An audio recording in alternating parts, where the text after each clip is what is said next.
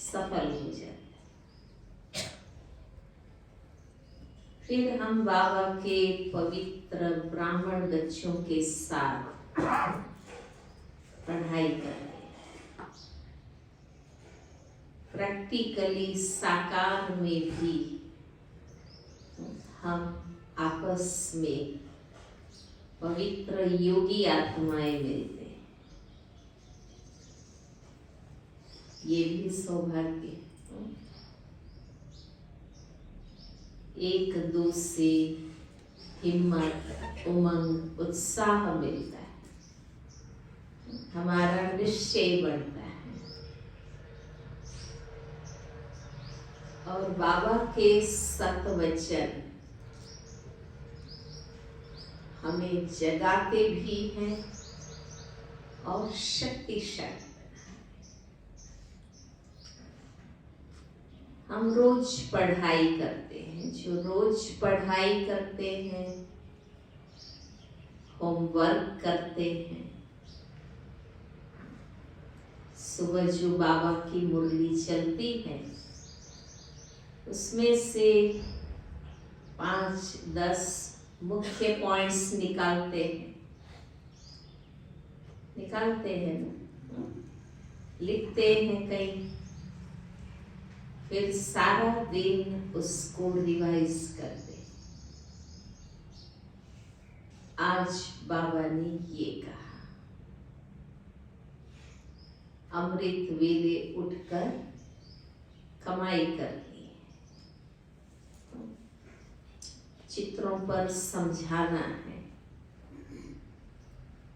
तो आज जो बाबा ने कहा वो आज सारा दिन मुझे धारण करना है।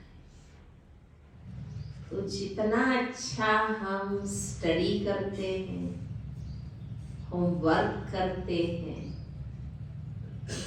रिवाइज करते हैं, उतनी अच्छी हमारी स्थिति बनती है। और रोज की ये पढ़ाई है तो फिर हमें एग्जाम का कोई डर नहीं रहता। हम स्कूल में पढ़ते थे तो हम कभी एग्जाम के टाइम ऐसा नहीं रात रात जागना पड़े, पढ़ना पड़े, टेंशन में आए, ओवरनाइट मेहनत करें, नहीं। क्योंकि सारा वर्ष अच्छी रीति पढ़ते थे तो एग्जाम के टाइम कोई घबराहट होती नहीं, रात रात जागना नहीं पड़ता था। तो मेरा अपना अनुभव है कि अगर रोज की पढ़ाई, स्कूल में पढ़ाते थे उस चैप्टर को पहले से पढ़ते जाते थे, अपने आप पढ़ते थे तो भी कुछ समझ में आता था। फिर टीचर पढ़ाते हैं, उस समय अटेंशन देते तो वो बुद्धि में बैठ जाता। ये बहुत जरूरी है। पढ़ना माना एग्जाम देना वो तो है ही है, तो क्यों नहीं पहले से ही प्रिपरेशन करें। परीक्षा आवे उस समय क्यों हम तैयारी करें। तो एक तो खुद पढ़े। हमने कभी ट्यूशन नहीं लिया, हमने कभी किसी की नोटबुक लेके लिखा नहीं। अपना खुद पढ़ना है, खुद अच्छी नोट्स लेनी है और अंडरस्टैंड करना है। जो पाठ को समझेगा तो उसे वो पाठ याद रह जाएगा, तो रटना नहीं पड़ता है। कई तो रटते हैं ना, फिर बीच में कोई वाक्य भूल गया तो सारा भूल जाता तो हम रटते नहीं थे, गाइड्स नहीं, ट्यूशन नहीं, हम खुद पाठ को समझते थे, अच्छी तरह खुद पढ़ते थे। और टीचर जब पढ़ाते हैं उस समय टीचर के सामने देखना है, अटेंशन देना। टीचर पढ़ा रहा है और मैं इधर देखूं उधर देखूं तो बुद्धि में बैठेगा? नहीं बैठेगा। टीचर के साथ योग होना चाहिए, बाबा कहते हैं ना। तो बाबा हमें रोज पढ़ाते हैं, बाबा की याद में निमित्त आत्मा सुनाते हैं, हम उनके प्रति अटेंशन देते हैं। तो बाबा रोज क्या पढ़ाते हैं,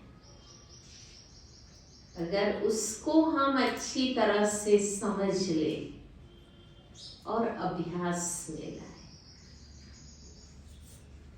तो आचरण भी बनता जाएगा, अनुभव भी होता जाएगा और आत्मा परिपक्व, मैच्योर, पक्की, शक्तिशाली बनती जाएंगी।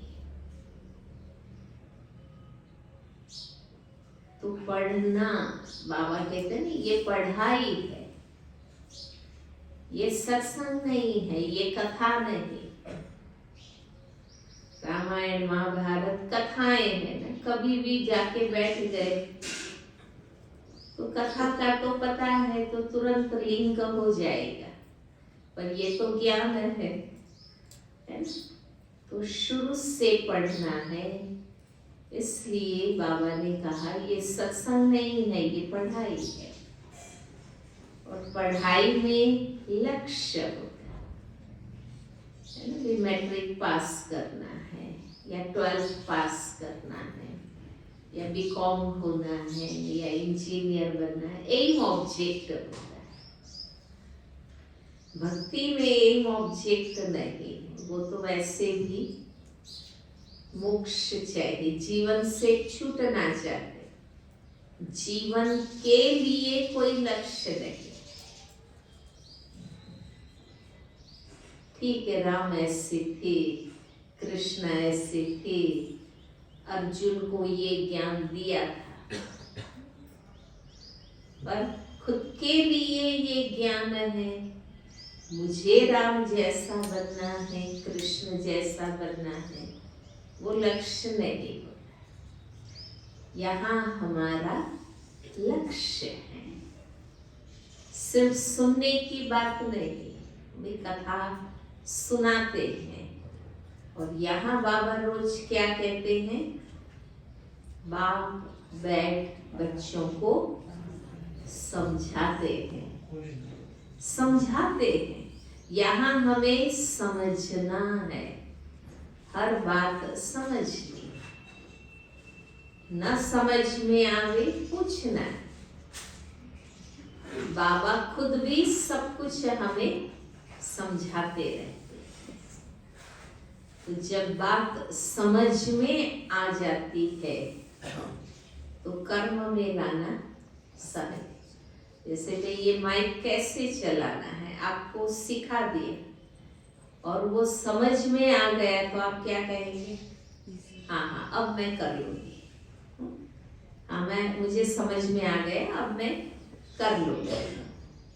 तो जब समझ में आ जाता है तो कर्म में लाना सहज है।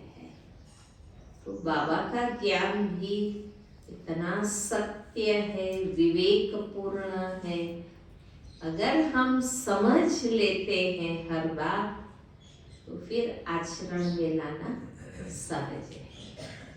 क्योंकि समझ में आ जाता है सत्य क्या है, असत्य क्या है, पवित्र क्या है, अपवित्र क्या है, किसमें सार है, किसमें असार है। समझ में आ गया तो समझा मीन्स वो व्यक्ति क्या करेगा,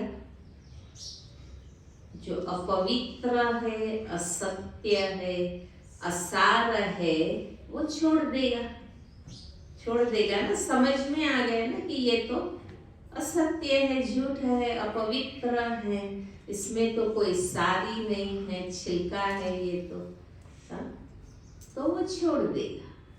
फिर वो कहाँ एकाग्र होगा, जो सत्य है, पवित्र है, जो सार है, वो ही मुझे जीवन में धारण करना है।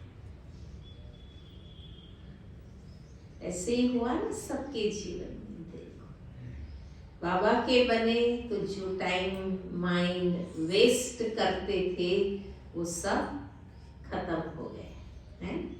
अब हमारा घूम फिर के जो भी समय है वो बाबा के लिए है, पढ़ाई के लिए है, सेवा के लिए, क्योंकि उसी में आत्मा का कल्याण है, उसी में मुझे आत्मा की प्राप्ति है। और दूसरा, रोज हमारा पढ़ने का तो कितना कम समय, देखो वहाँ तो रोज 6-6, 8-8 पीरियड पढ़ते हैं, है ना, 5-6 घंटा पढ़ते हैं। हमारे यहाँ तो अमृत वेला 1 घंटा, मुरली क्लास 1-1.5 घंटा, शाम का योग 1 घंटा, बस यही 3 घंटे मैक्सिमम हम पढ़ते हैं, योग करते हैं। तो जब भी मुरली क्लास करे, अमृत वेला योग करे, शाम का योग करे, बाकी तो सारा दिन कर्म योग है।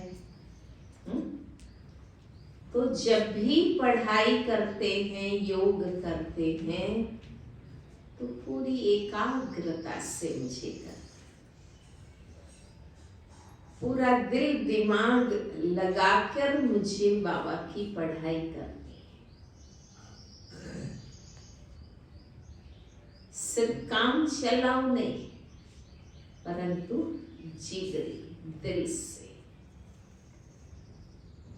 तो रोज का रोज ही ये अभ्यास होने से अपने आप हमारी एकाग्रता भी बढ़ती है, लगन में मगन भी हम हो जाते हैं, और बाबा की याद से आत्मा शुद्ध होती जाती है, हमारी स्थिति बनती जाती है। ये प्राप्ति है। अब माया का कोई भी स्वरूप, कोई भी शरीर के हिसाब किताब, पारिवारिक हिसाब किताब, प्रकृति के हिसाब किताब, कोई भी परिस्थिति पेपर आते हैं, पर वो हमारी स्थिति को हिला नहीं सकते हैं, क्योंकि हम रेडी हैं। बताया ना, जो सारा वर्ष नहीं पढ़ते हैं वो घबराते, उनको मेहनत करनी पड़ती, परंतु जो रोज अच्छी तरह पढ़ता है वो तो रेडी। कोई भी प्रश्न पूछ ले, कोई भी कोने से, हाँ, उनको पाठ क्लियर है। तो हमारे सामने भी कोई भी पेपर आ जाए, हमारी लगन टूटेगी नहीं, निश्चय हिलेगा नहीं, हमारी धारणाएं बदलेगी नहीं, हम घबराएंगे नहीं। तो बाबा ने बहुत सहज हमें विधि बताई, पूरा ड्रामा अच्छा बनाना है। 5000 वर्ष का ड्रामा है, हमें पता है प्रैक्टिकल जो कुछ करना है वो संगम युग में करना। फिर सतयुग और त्रेता युग क्या है? क्या है? प्रारब्ध है। संगम युग में किए पुरुषार्थ की प्रारब्ध है। 2 युग प्रारब्ध है, और द्वापर कलयुग क्या है? यादगार है। भक्ति में सारी यादगार बनेगी। जो संगम युग में हमने आध्यात्मिक रूप से पुरुषार्थ किया, उसका यादगार बनेगा, क्रियाकांड बनेगा।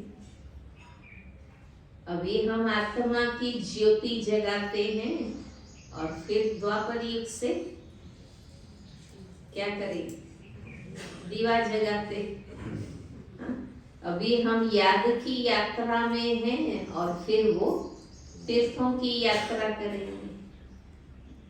अभी हम एक बाबा की श्रीमत पर चलते हैं, भक्ति में फिर एकादशी करेंगे। हाँ? एकादशी माना एक के आदेश पर चलना, वो अभी हम करते हैं। हाँ? तो प्रैक्टिकल संगम युग में ही करना है। बाकी 2 युग प्रारब्ध, 2 युग यादगार। तो संगम युग में हमें कितना अटेंशन देना चाहिए। तो 5000 वर्ष के ड्रामा को मुझे अच्छा बनाना है, तो क्या करना है मुझे? संगम युग को सफल करना है। संगम युगी ब्राह्मण जीवन को सफल करना। इम्पोर्टेंट तो अभी है ना। चलो भाई, कोई कहे कि हमने भक्ति में बहुत भगवान को ढूंढा, बहुत व्रत उपवास किए, बहुत तीर्थ यात्राएं की, अच्छी बात है। पर अब भगवान मिले हैं, अब क्या कर रहे हैं? इम्पोर्टेंट तो ये है ना कि भगवान आए हैं, तब हम क्या कर रहे हैं? अब हम भगवान के लिए कितनी लगन लगा रहे हैं, कितना त्याग कर रहे हैं, कितना पुरुषार्थ कर रहे हैं। तो आप हमें मान लो निमंत्रण देते हैं बार बार, बहन जी हमारे सुरेंद्र नगर में आना। अब मैं आई हूँ, अब आप मेरे से बात भी ना करो, मेरे साथ बैठो भी नहीं, ध्यान भी ना दो, तो मैं कहूंगी ना कि ये तो ऐसे ही बुलाते थे। भगवान आए हैं तब हम क्या कर रहे हैं?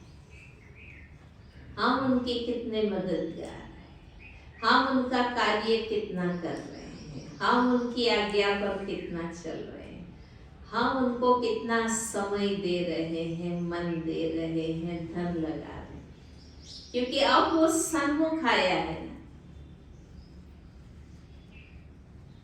इसलिए संगम युग सफल तो पूरा ड्रामा सफल, कोई चिंता की बात नहीं है ना। संगम युग को सफल कर, इसलिए बाबा ने कहा अमृत वेले उठकर कमाई करें। ये अविनाशी कमाई की सीजन है। हर धंधे में कमाई की सीजन होती है ना। बिजनेसमैन कहेंगे कि बहन जी अभी हमारी सीजन है, अभी हम बहुत बिजी हैं, अभी हम ज्यादा टाइम नहीं दे सकते। खेती करने वाले भी कहेंगे दीदी अभी खेती की सीजन है, खेत में बहुत समय देना होता है, अभी हम ज्यादा नहीं निकल सकते। माताएं भी कहेगी दीदी अभी अनाज, मसाले, अचार, पापड़ भरने की सीजन है, अभी हमें ये बहुत काम है। तो जब कमाई की सीजन होती है तो क्या करना होता है? दिन रात मेहनत कर लेना है। कमाई के समय कोई सोया रहेगा, अलबेला रहेगा, आलस करेगा, खा पी के मौज करेगा तो चलेगा नहीं, वो कमाई जमा नहीं कर सकेगा। कमाई के समय तो आराम, निद्रा, सुख, मौज सब त्याग कर लोग कमाई कर लेते। तो संगम युग अविनाशी कमाई की सीजन है। अभी अगर हम अलबेले रहेंगे, आलस करेंगे या आराम से जिएंगे, थोड़ा भी अमृत वेले उठना, रोज क्लास में आने की मेहनत भी नहीं करेंगे, तो फिर हम कमाई कब करेंगे? फिर सारा कल्प तो खर्च करना है, फिर कमाने का कोई मौका नहीं है। बाबा कहते हैं ना, जमा करने का बैंक अभी खुलता है, फिर तो खर्च करना है। कमाने के समय अटेंशन नहीं देंगे तो फिर खर्च करने समय क्या करेंगे? दूसरों को देखते रहेंगे, क्योंकि जिनके पास है वो खर्च करेंगे, हमारे पास कुछ नहीं है तो हम दूसरों के मुंह देखते रहेंगे, है ना? इसलिए ये कमाई का समय, अटेंशन देना, संगम का समय अटेंशन देने, और एक जन्म का पुरुषार्थ और जन्म जन्मांतर की कमाई, कितना फायदा है। थोड़ा भी कुछ सेल निकलता है, 1 किलो और 3 पाव, तो दौड़ते हैं माता है, सेल में जाके खरीदते हैं कि भाई ये साथ में फ्री मिलेगा। और यहाँ तो बाबा के तरफ से क्या ऑफर है? एक जन्म का पुरुषार्थ और 21 जन्म की प्राप्ति है। तो हमें क्या करना है? दौड़ना है, अटेंशन देना है, प्राप्ति कर लेनी है, आलस नहीं करना है। चलो भाई और कुछ काम रह भी गए लौकिक के, संसारिक के, वो तो और जन्म में भी मौका मिल जाएगा, पर ये मौका फिर मिलेगा? ड्रामा में एक ही बार मिलेगा, एक ही बार बाबा आते हैं और ये स्पेशल ऑफर करते हैं। इसलिए संगम युग का समय, श्वास, संकल्प, जो कुछ हमारे पास है, गुण, कला, विशेषता, बुद्धि, ज्ञान, हर एक के पास जो कुछ है स्थूल और सूक्ष्म में, वो हमें पुरुषार्थ और सेवा में सफल करना, लगाना है। और अनुभव है हम लोगों का, शुरू में तो कहाँ इतना, यज्ञ में कोई धन भी नहीं था, साधन भी नहीं थे, इतनी सुविधाएं भी नहीं थी,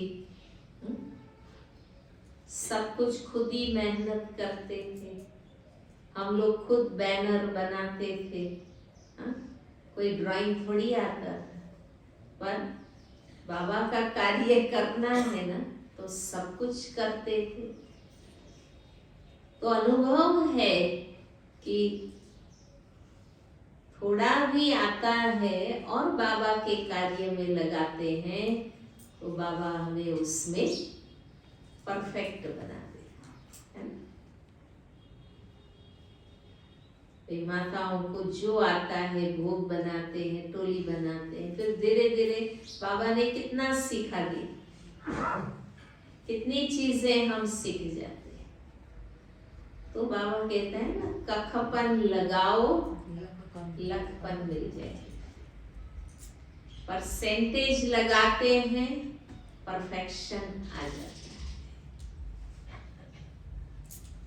इसलिए संगम युगी ब्राह्मण जीवन सफल करना है तो रोज को सफल, बस रोज की दिनचर्या हमारी एक्टिवेट,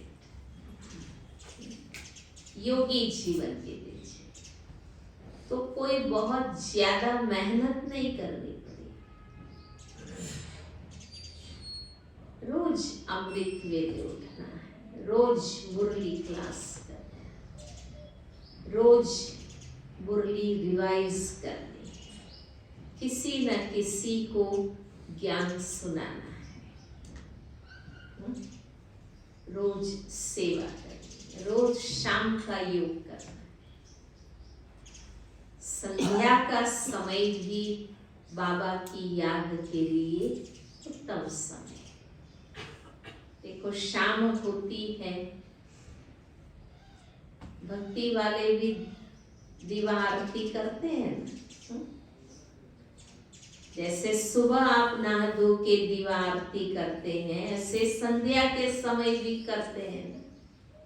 तो सारा दिन हम कर्म क्षेत्र में रहते हैं, शाम को फिर बाबा की याद में बैठो, फिर अपने आप को निकालो।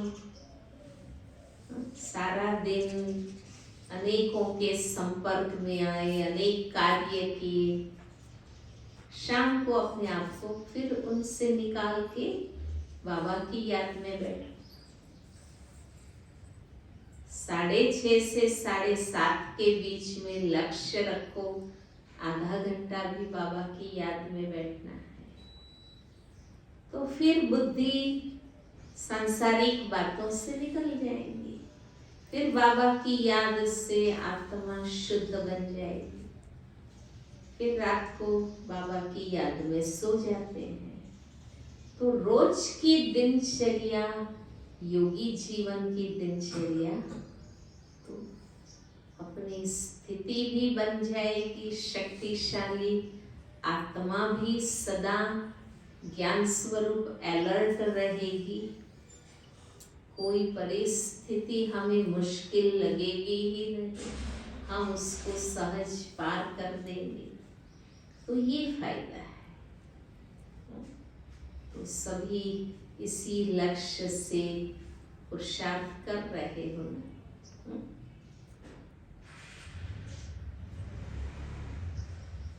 अपने पुरुषार्थ से संतुष्ट हैं माताएं? बहुत अच्छी पुरुषार्थी है, मैं तो देखती हूँ आपको कल से सबको। हाँ, बहुत अच्छी लगन लगाए हुए हैं। तो अपने चारों सब्जेक्ट को चेक। समय तो अब आ चुका है ना? हाँ? कोरोना काल में अनुभव कर लिया ना, कितना भी धनवान देश थे, कितने भी एडवांस टेक्नोलॉजी थी, कुछ भी काम नहीं आया, कुछ भी काम नहीं आया। इंसान को समझ आ गया कि और कुछ चाहिए, इससे तो कुछ नहीं होता। एक सूक्ष्म बीमारी जो देखने में कुछ भी नहीं, अदृश्य बीमारी ने सारी दुनिया को परेशान कर दिया। तो वो शक्ति भी पता चल गई। कई कहते थे शिव बाबा तो दिखता नहीं है, पर जो अदृश्य है वही पावरफुल होता है। भक्ति में तो समझते हैं ना कि वे हमारे तो गुरु जी हैं, राम जी है, कृष्ण जी है। तुम्हारे तो कोई दिखते ही नहीं है, किसको याद करना?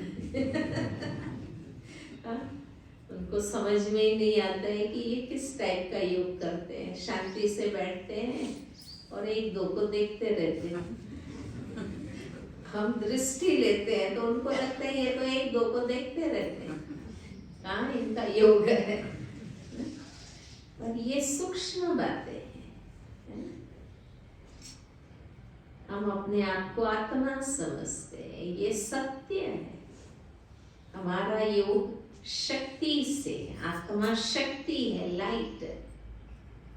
किसी के आकार साकार से हमारा योग नहीं है। डायरेक्ट निराकार को हम याद करते हैं और इससे आत्मा में कितनी शक्ति आती है। तो जिनके मन मजबूत,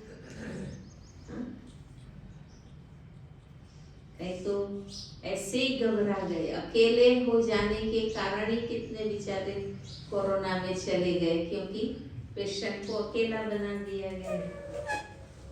और बाबा के बच्चों को तो बाबा याद है बुद्धि में, तो अकेलापन की बात ही नहीं है। अकेले हैं तो भी बाबा साथ है, संगठन में है तो भी हम बाबा के साथ है। तो अकेलापन हमारे जीवन में है ही नहीं, खालीपन है ही नहीं। क्योंकि हम रोज अपने आप को बाबा से भरते हैं। बस अंत तक इसी पुरुषार्थ में लगे रहे। बाबा ने कहा जो अंत तक रहेंगे उनको बाबा साक्षात्कार कराएंगे, बहुत अच्छे अनुभव कराएंगे। तो हमें जीवन के अंत तक ये पुरुषार्थ करते रहना है, थकना नहीं है, हिम्मत नहीं हारना है, लक्ष्य कमजोर नहीं करना है। हम सबका लक्ष्य है कि ब्रह्मा बाबा ने इतना पुरुषार्थ किया, बाबा मम्मा ने शिव बाबा के ज्ञान को धारण किया, तो हमें भी करना है ना सबको। ओम शांति।